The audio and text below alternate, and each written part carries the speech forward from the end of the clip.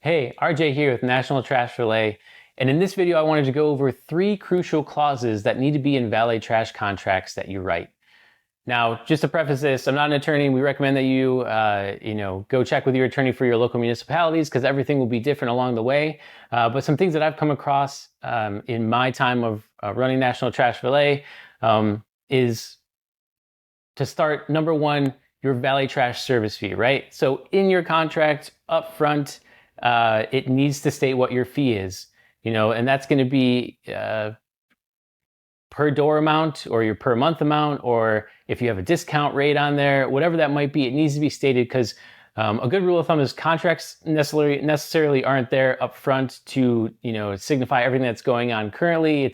They're kind of there in protection of you in the end if you for some reason have to litigate on them, right? Because then they're there to kind of lay out the laws of like, this is the services and price and everything that was supposed to be done. So number one, most important, is your valet trash service fee. Number two would be your valet trash termination, right? What does that look like? Are you on a multi-year contract? Did you decide to do something and go month to month but charge a higher rate that has less less guarantees on it? And that's kind of how it works, right? Like if you do a month-to-month contract, you're at a higher rate, but you're kind of on a 30-day out, and you can kind of be axed at any point upon written approval from the management company.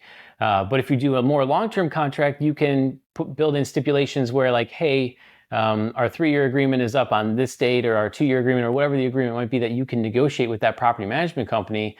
And then when you do negotiate that, you can have terms of this contract will be auto-renewed, notice needs to be made within 30 days of the last date, or the contract will be auto-renewed for another X amount of years, and with an increase at this rate, or whatever that might be. A lot of times you will go back and just renegotiate because inflation happens and things like that, and costs rise. So you can go back and renegotiate your contract and even see if they've got more properties to include, which would adjust price either up or down depending on how you want to sell to that complex.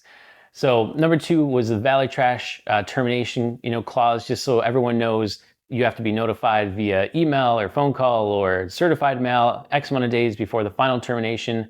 And each clause, as I said, will kind of be different depending if it's a month-to-month or a multi-year deal. And finally, third is your valet trash service guidelines. So it is the services you will be providing. So we've already talked about the fee, right? So the fee now encompasses certain aspects of your service. Is it 5 nights a week service? Is it 3 nights a week? Are you doing every other? Are you including recycling? How does recycling work?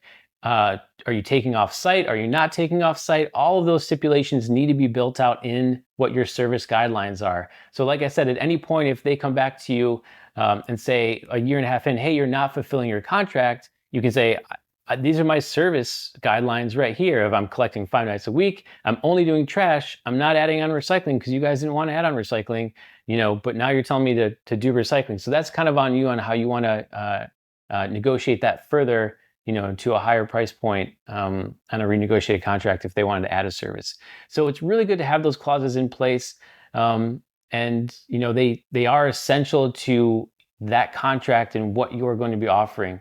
So like I said, the nature of the services, even acceptable waste, what can and can't be thrown away, like, hey, syringes, people have, insulin and things like that, right? That they need to apply with syringes.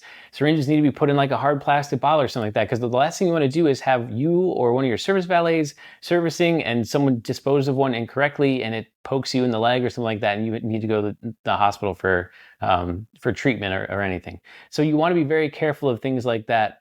And then also, especially to holidays, on when service will be not on site for sure, right? We've talked about inclement weather before, and that happens, and that will be in this kind of field in the subsection as well, about how service with inclement weather will be. But especially holidays, main holidays like Christmas, New Year, things like that you don't want to service on, need to be stipulated out within that contract. So those are 3 crucial clauses that I think would be in your valet trash contract. So go ahead and kind of think through how that would look from your service fee to your termination agreement, and then even your service guidelines. Have a great one.